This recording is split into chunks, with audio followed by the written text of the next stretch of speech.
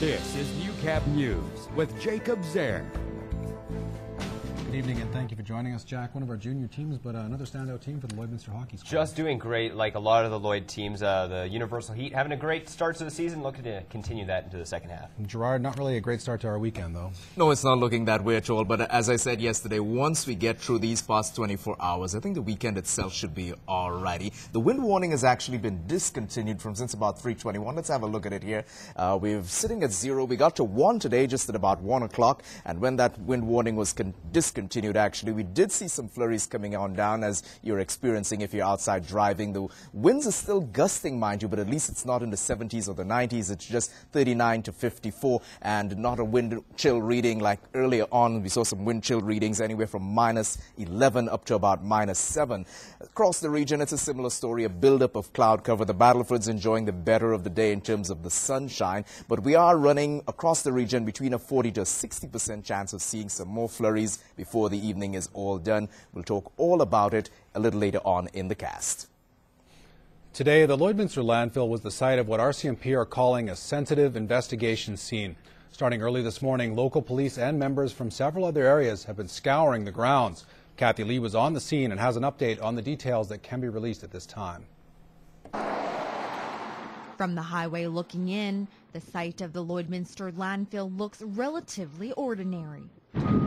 But once through the gates and to this particular area, it's a different story.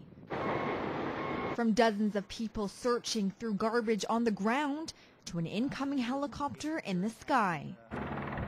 The Lloydminster RCMP and members from other detachments are combing this part of wasteland in what they're calling a sensitive investigation. Right now we're being assisted by approximately 30 members of the Special Tactical Operations Unit from K Division who are assisting in that search for the evidence.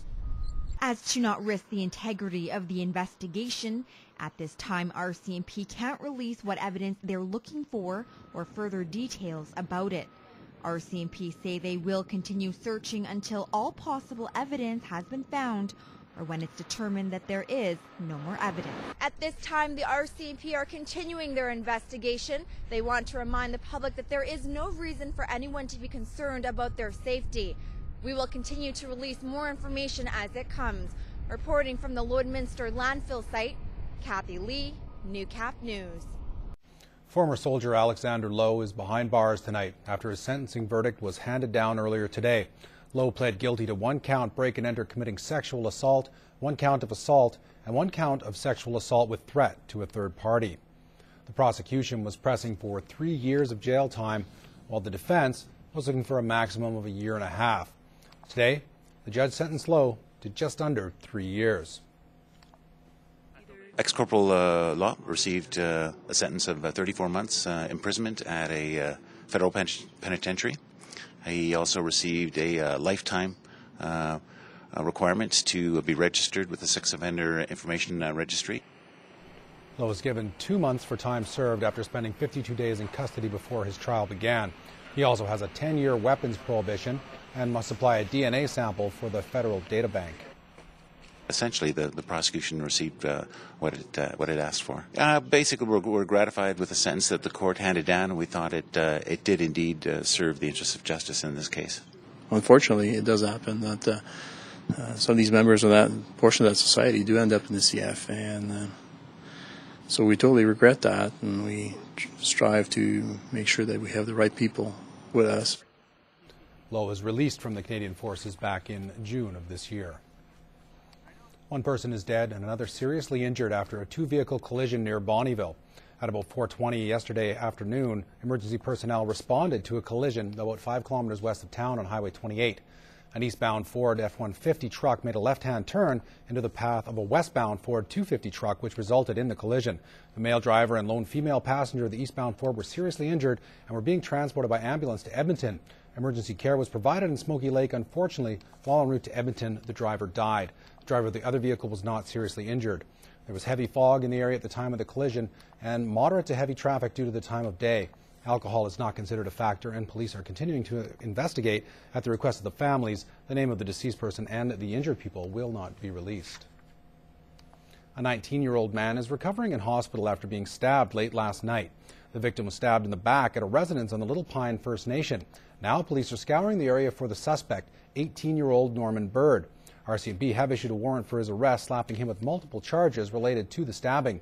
Anyone with information is asked to call police or Crime Stoppers. And for a little bit of good news now for you, for the 4th year in a row, James W. Hemlock Seniors Home in the Border City has made a significant donation towards the Gift of Christmas charity. The home feels it's important to keep the money within the community, and this year they doubled the amount of money raised in previous years to over $800.